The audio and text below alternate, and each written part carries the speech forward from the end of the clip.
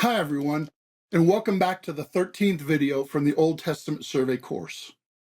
In this section, we'll be picking up where we left off from the last section in the book of Exodus. Therefore, we won't examine any background material for this book because it was covered in the last section. So we'll start by reviewing the organization of Exodus. As you recall, the outline of Exodus is divided into three major parts based on the geographical locations. They are in Egypt, in the desert, and at Mount Sinai. In the last section, we covered the first two divisions of Exodus, where God delivered his people from slavery in Egypt by displaying his mighty power, and he brought them through the desert to camp at the base of Mount Sinai. In this section, we'll cover the last major division, at Sinai. And this major division is divided into four subdivisions. The first subsection is the Sinai Covenant. And the highlight of the Sinai Covenant is the Ten Commandments. And there are further instructions about the covenant and a covenant ceremony. Then God gave Moses detailed plans for the tabernacle. The purpose of the tabernacle is to be a place for God to be present with his people.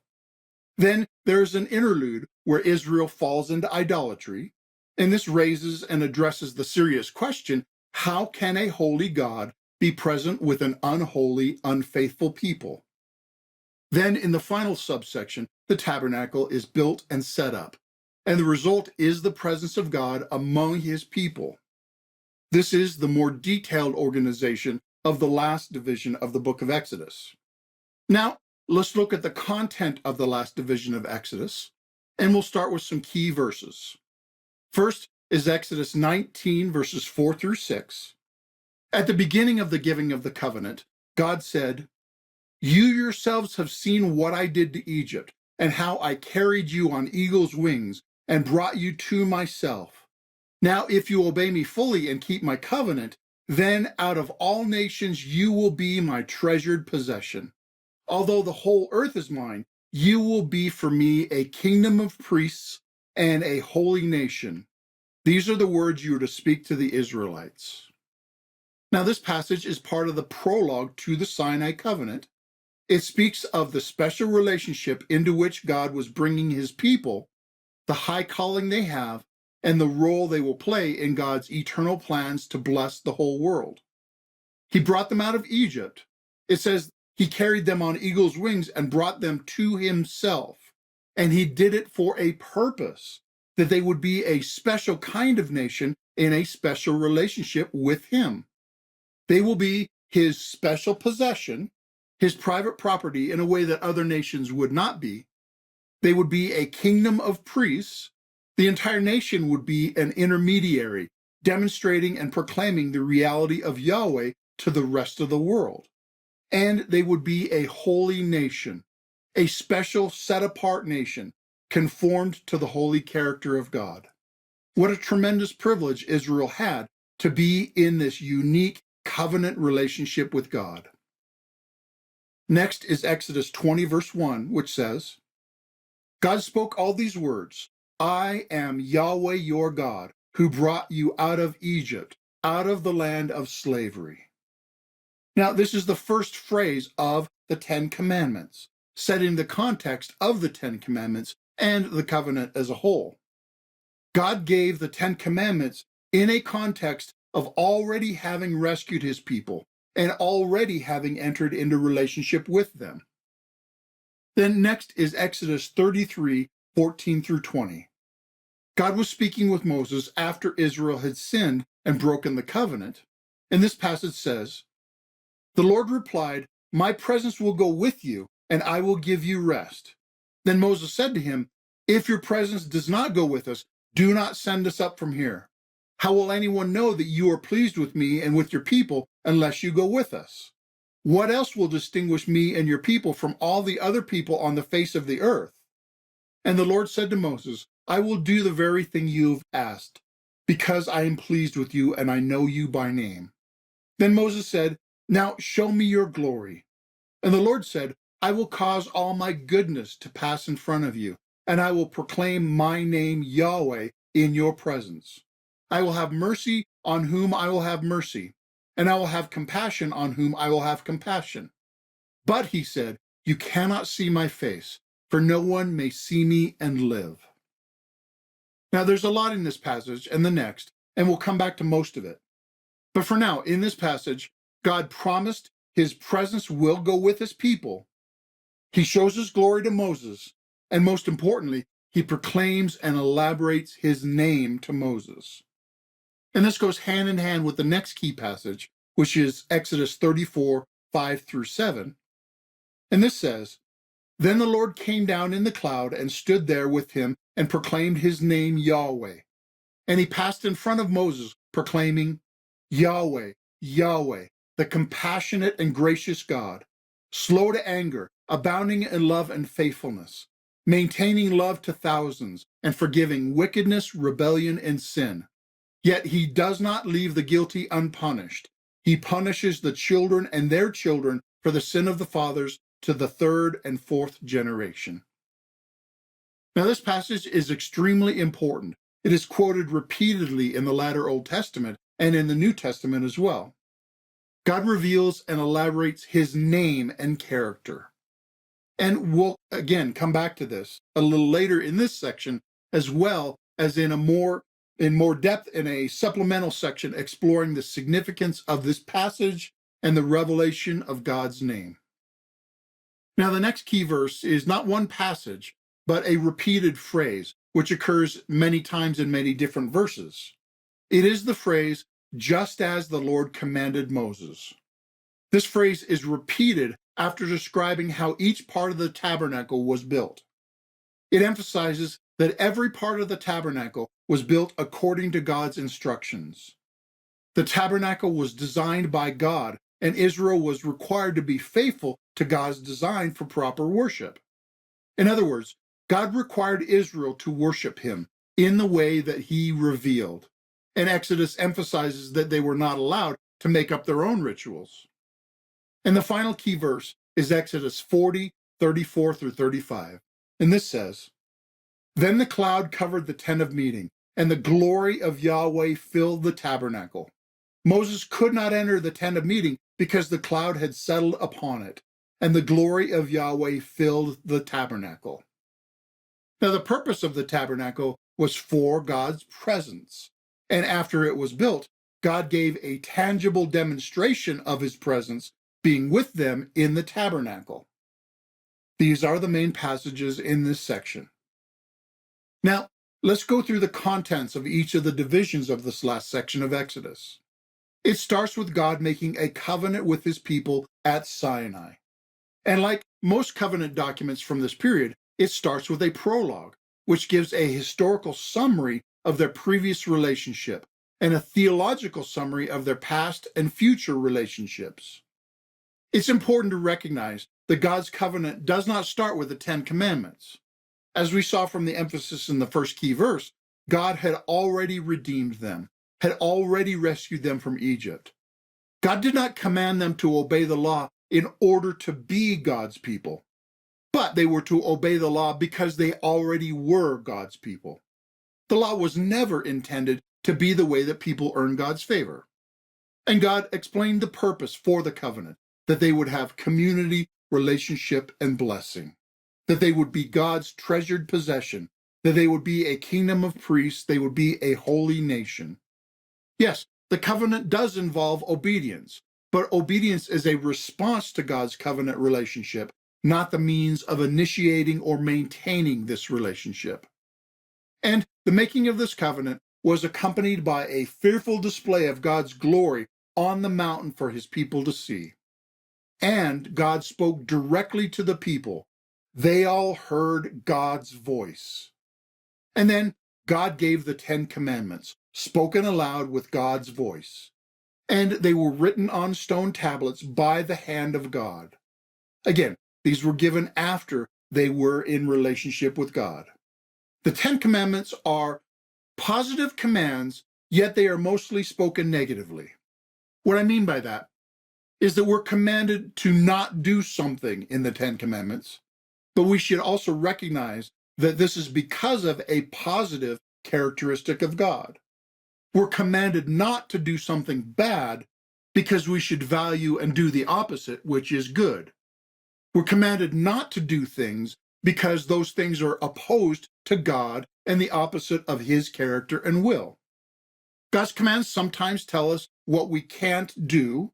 Don't do this, don't do that, but only in order that we may do and experience something good and life-giving.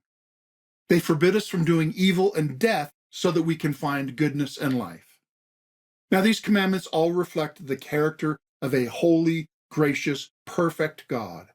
They not only reveal how we should act, but also tell a lot about who God is by what he requires. The Ten Commandments are principles for living in blessing, in relationship with a holy God. The first command is, "You shall have no other gods before me." And positively, this could be stated, you shall be faithful to God with all your heart. You shall put God first in everything, without any competition for your affections and loyalties. The second command is, you shall not make for yourself an image or likeness, because God is a jealous God. And positively, this is, you shall love God as he is, not as who you imagine him to be. You shall not try to make or represent God. And this command highlights that God is a jealous God, and any form of idolatry is extremely offensive to him. We need to know that he is Yahweh, to know the way that he is, and not try to make up our own God. The third command is, you shall not take God's name in vain. Positively, this means you shall reverence God's name and always take him seriously. So this is more than not saying certain words when you hit your thumb with a hammer.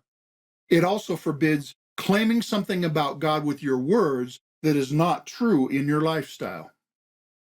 And the fourth command is, you shall remember the Sabbath and keep it holy. God blessed the seventh day for rest and set it apart as holy to him. Now, this command is already spoken positively, and so I will elaborate by saying it means you shall rely on God, not on yourself and your own effort. You shall honor God in the rhythms of your schedule and trust him enough to rest and give him your time. The fifth command is, honor your father and mother. And this also is said positively. And it means you shall honor God-given authority. Don't be selfish or rebellious. And this comes with the promise that you will live long in the promised land if you honor your parents. The sixth command is, you shall not murder.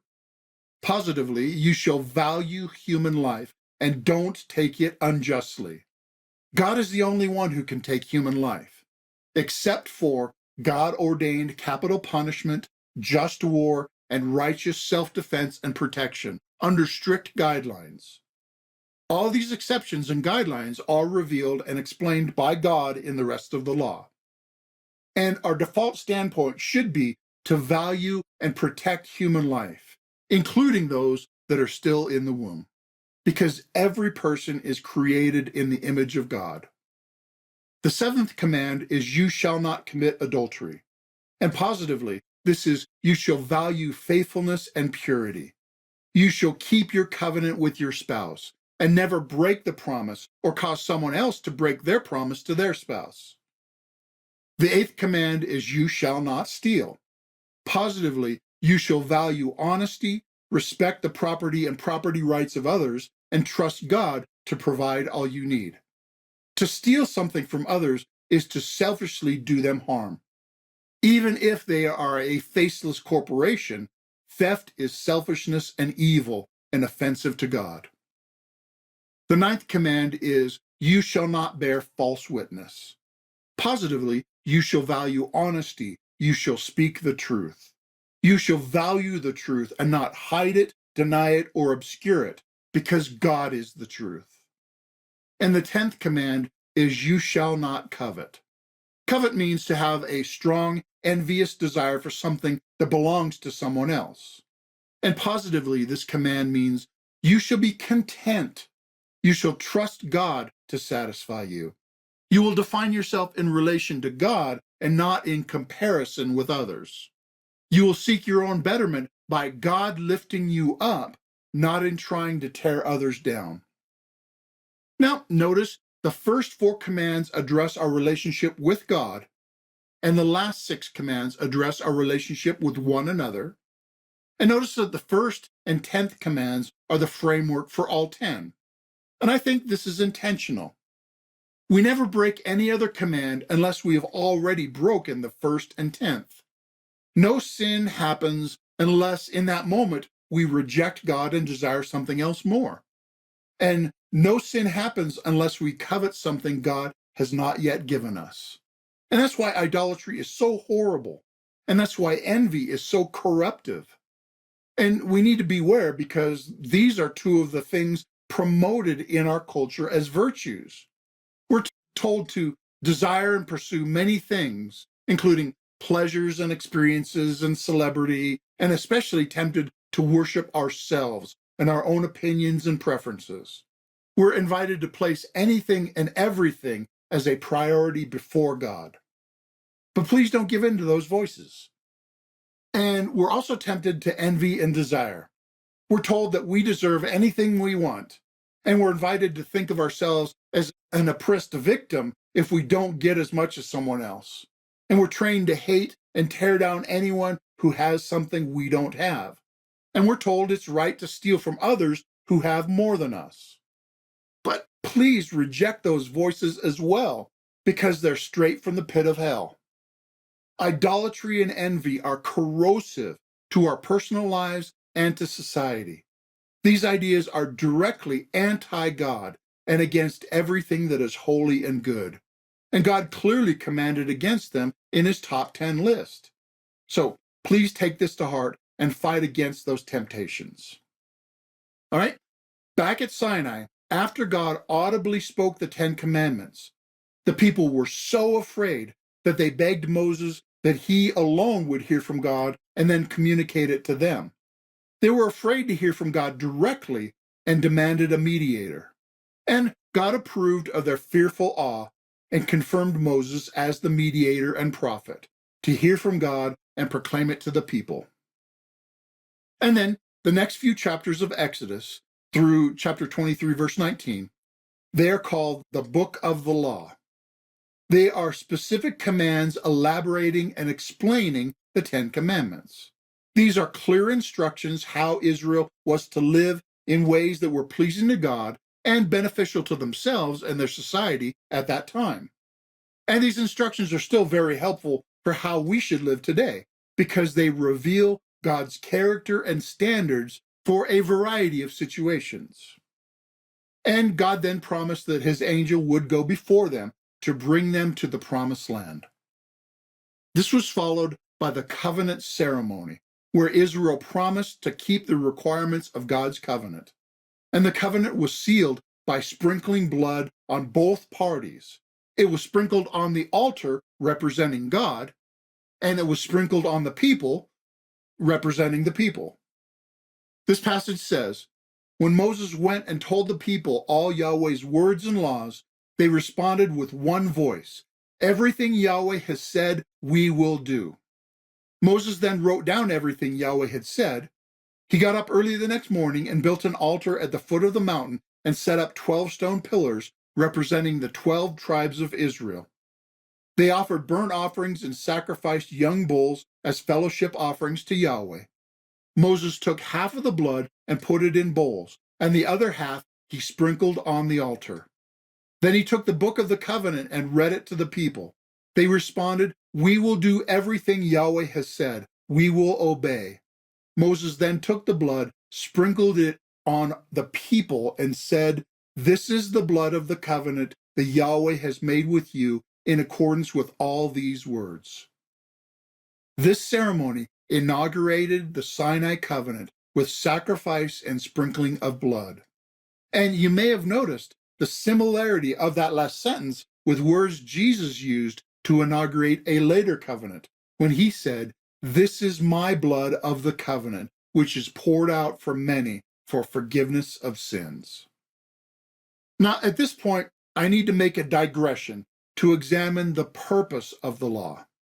Why did God give the law? What was its purpose? And what is the relationship of the law to a modern Christian? Do we have to obey the Old Testament laws? Should we ignore them? How do we know? These are very important and relevant questions for us. Now, here are a few insights that won't necessarily answer all these questions, but I hope they're helpful to get you started in the right direction. It is necessary to understand the original intended function of the law for the ancient Israelites, and then we will better be able to determine how they apply to us today. First, the law was never intended to be the way to earn God's favor. You don't become the people of God by obeying the law. Never have, never will. You don't become saved by obeying the law. No one ever could.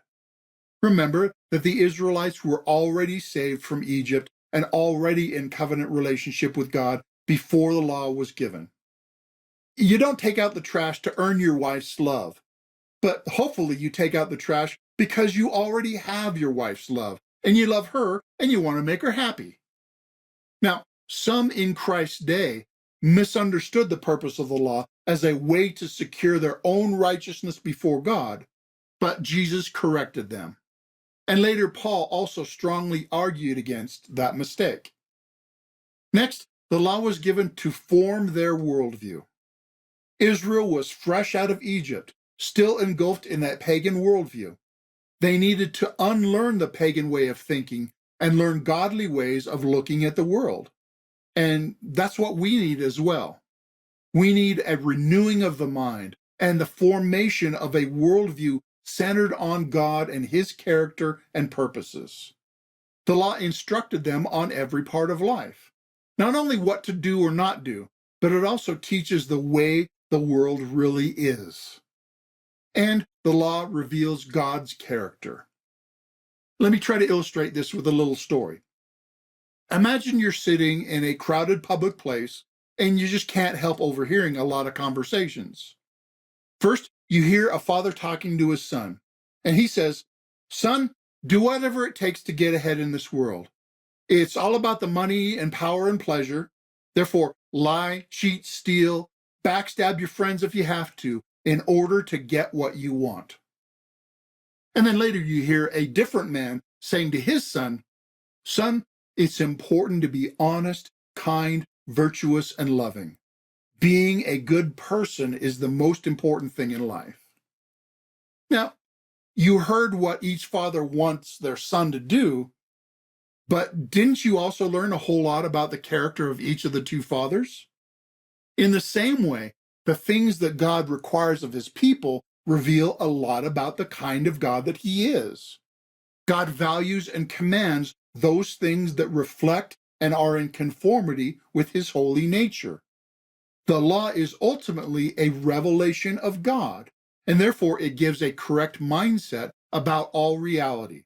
It tells what God values and wants and rewards. It tells what God hates and punishes. And the law clearly shows who is the boss. God determines right and wrong, not us. God did not invite His people to negotiate the stipulations of the covenant. He did not solicit their opinion about what kind of commands they would or would not like to obey. Rather, the law was simply given as commands from their covenant Lord. And the law is an expression of His lordship. And of course, the law teaches His people how to live in covenant with Him. Sometimes a guy will complain that he doesn't know what his wife really wants. Now, that might be her fault or it might be his fault. But with God, there is no mystery. He has clearly laid it out. The law tells us what God is like and what He wants. And it also tells us what we are like and what is best for us. Therefore, the law also functions as protection for God's people. It's like guardrails that keep His people from destroying themselves. For example, if people steal and kill and dishonor their parents, etc., the society will fall apart. When anything goes in a society, everything eventually does. And more importantly, if Israel falls into idolatry, the nation will be condemned and experience the righteous wrath of God. And then finally, the New Testament tells us that the law points forward to Christ. The law shows the need for a Savior, because we're not able to faithfully keep the law. Galatians 4 tells us that the law is a schoolmaster that leads us to Christ. And as we'll see in Leviticus, the law also shows us how sins can be forgiven, which all points forward to the ultimate fulfillment by Christ. All right, these are the things that the law was intended to accomplish for God's people at Sinai and their descendants. And that also helps us understand some of the things we should seek to gain from the law. And then we'll learn from the New Testament if and how all this applies to New Testament Christians. Now, back to Exodus. The next division gives detailed plans and elaborate description of the tabernacle that they were about to build in the wilderness. The tabernacle was a movable tent that traveled with the people as the place for religious rituals. Now, I understand our typical reaction when we first read all of this is, what in the world is all this about? Why is it talking about these things in so much detail? Well, first of all, it had to be detailed because it was actual plans to build an actual movable building, which was actually built in history. But for our purposes, we can learn the significance of why this was built and what functions all the parts served in their relationship with God. And once you understand the purpose and function, which I hope to help you with, it's actually quite profound.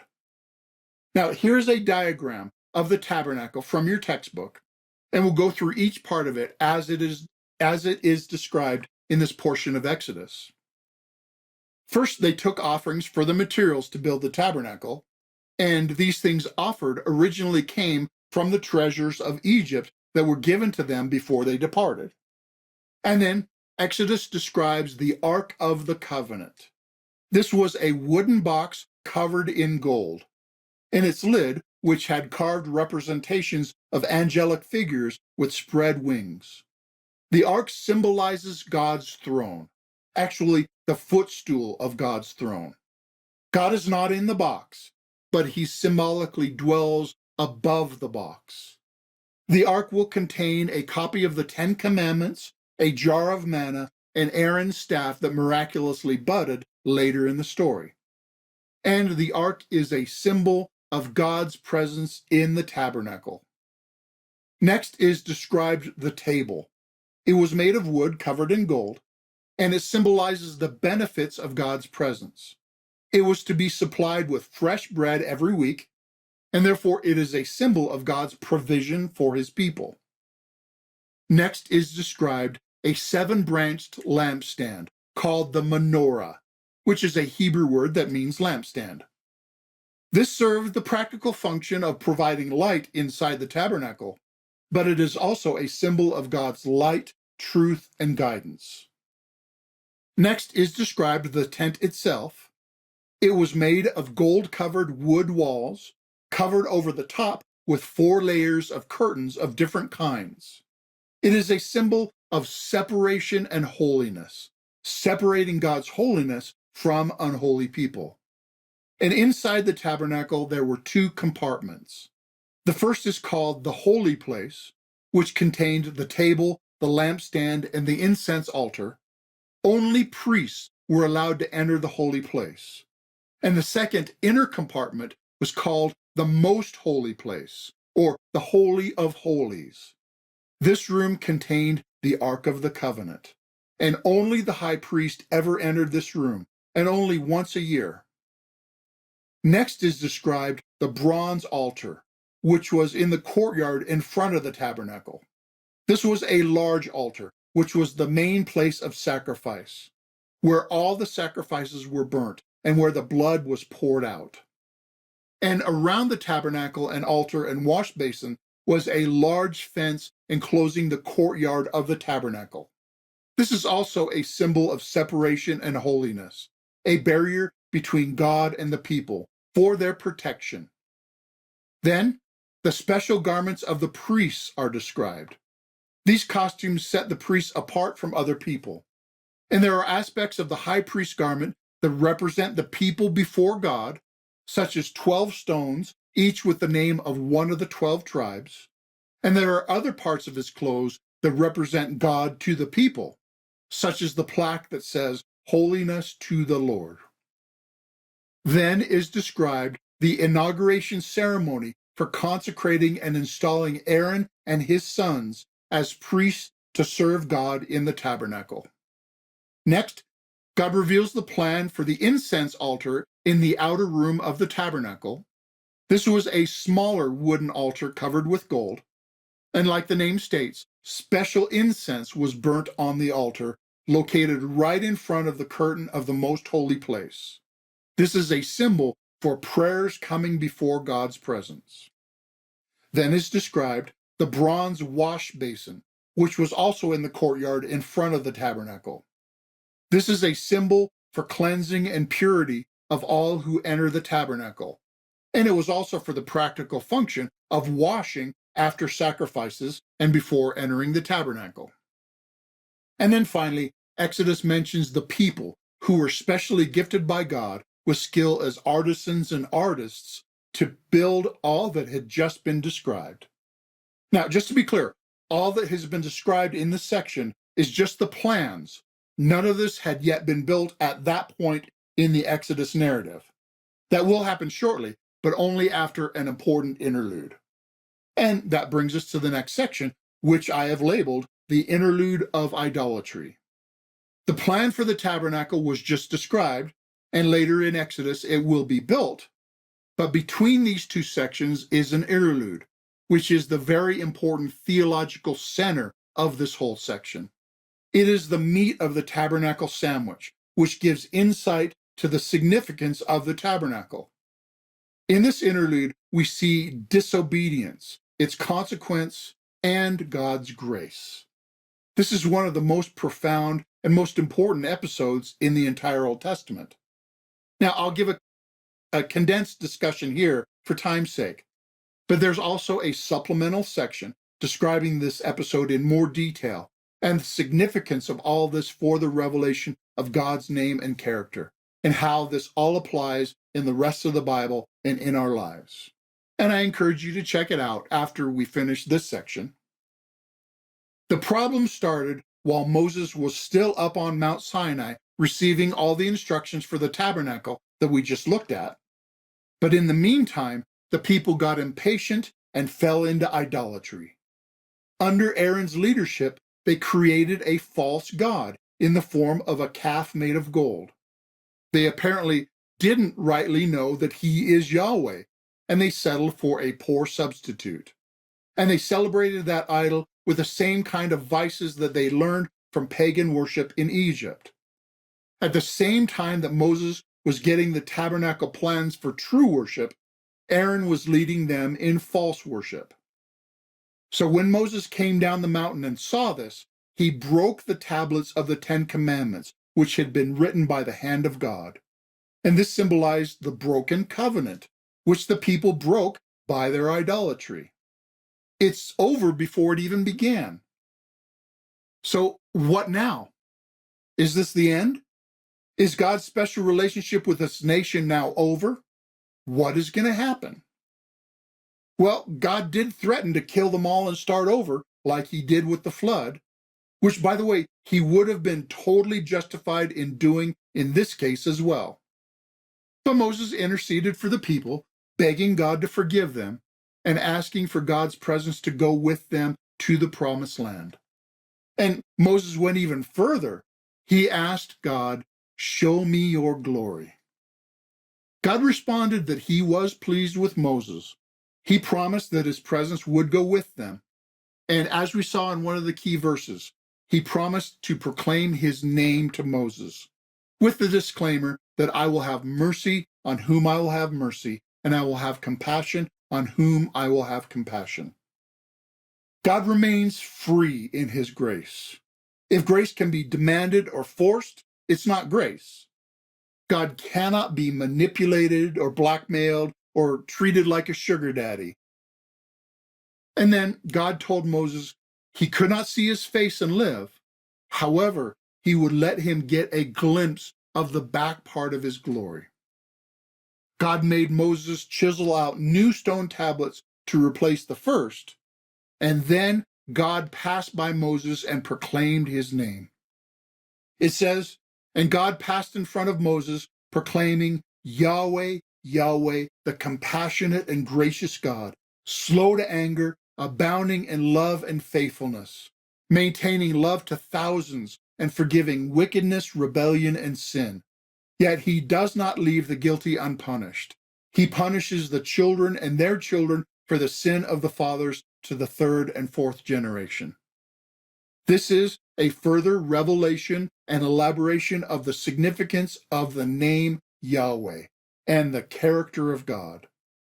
He is gracious and faithful, yet he is also just to punish evildoers. But do you see the problem with this? Do you see the tension? How can God be just and merciful at the same time? If he's just, he must punish us because of our sin and rebellion. If he's merciful to forgive, how can he punish evildoers? How can he exercise mercy and justice? Now, the rest of the Old Testament struggles with this tension, and it's not fully answered until the New Testament. And we'll cover all this in more detail in the supplementary section. Then God renewed the covenant that had been broken. God restated many of the Ten Commandments and reinitiated the covenant relationship. God restored the broken relationship even after his people were totally unfaithful, because God is faithful and merciful, while also never compromising his perfect justice. Then the final division of Exodus describes the actual building of the tabernacle. It reviews in the same detail all the furniture and construction that had been described earlier in the detailed plans, but we won't go through it all again in the same detail. It emphasizes all the materials used and the builders who built it, and this section again goes through all the parts of the tabernacle, echoing what we described earlier, but here narrating their actual construction. And after describing each part, it says it was built just as the Lord commanded. And again, this emphasizes God's right to determine the way that he is approached and worshiped. God revealed the right way to experience him, and they faithfully followed his instructions. Now, all this is good so far, and I've tried to point out some of the wonderful symbolism involved in the tabernacle. But we don't really understand the tabernacle until we understand its reason and purpose.